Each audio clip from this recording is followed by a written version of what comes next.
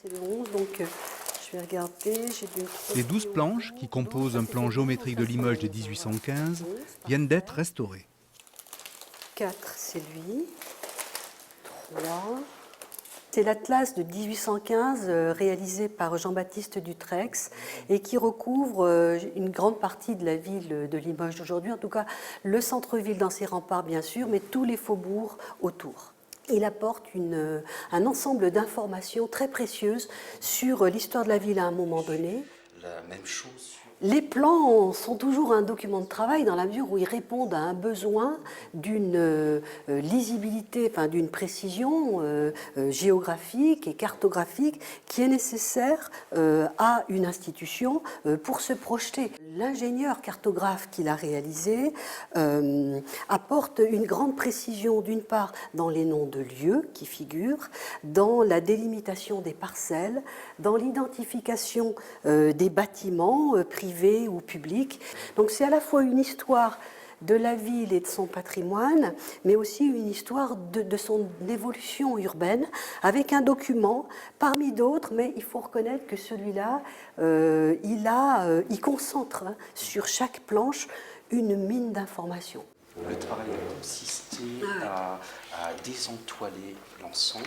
Là, on voit déjà qu'il va mieux, parce que il a une souplesse qu'il n'avait pas avant. C'était un document tellement précieux qu'il a fallu retirer les planches que vous voyez là du support en carton qui entraînait une détérioration.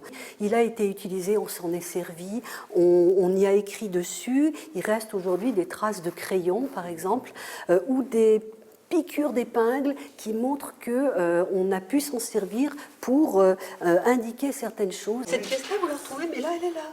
Et puis, voilà. On a une autre version de ce plan, je dirais à la même échelle, avec 12 planches, ici au service, qui se trouve sur un des murs de ce bâtiment.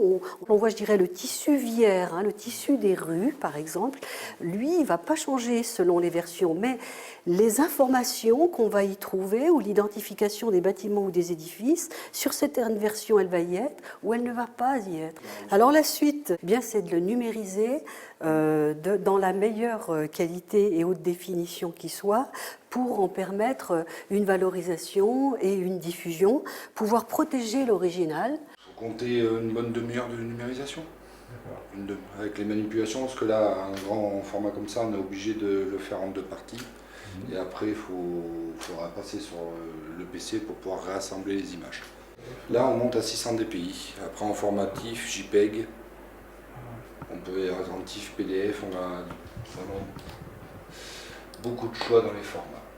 La numérisation va permettre de zoomer, je ne veux pas dire on n'est pas à l'échelle du microscope, mais si vous voulez voir des détails, il y a moyen de voir le grain du papier. Là, le format il sera en JPEG en 100 dpi, ce qui va permettre de pouvoir le mettre sur le PC dédié au lecteur en salle de lecture. Et aussi, et surtout, dans un avenir proche, on a un site internet du service qui est en construction. Et voilà, comme ça, il sera accessible à beaucoup plus de monde et facilement téléchargeable. Donc non, oui, on peut retoucher les seuils de couleurs, mais en principe, on préfère garder tel que l'original.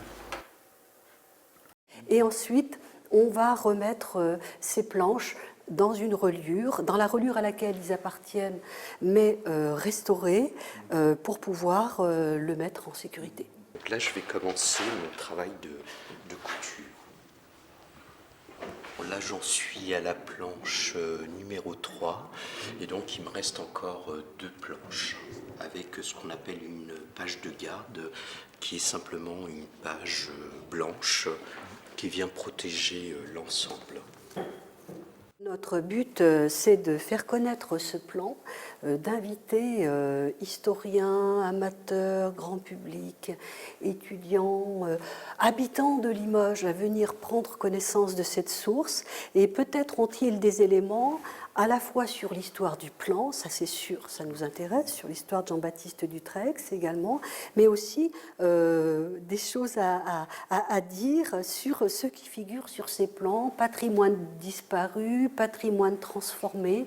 La phase d'après, ça va être d'en coller le dos, et chose qui n'était pas faite, en fait, il va falloir que je vienne créer des trous de manière à mettre ce ruban. La préoccupation de conservation des matériaux nous oblige à être bien souvent innovants et trouver des techniques pour pouvoir faire perdurer les ouvrages.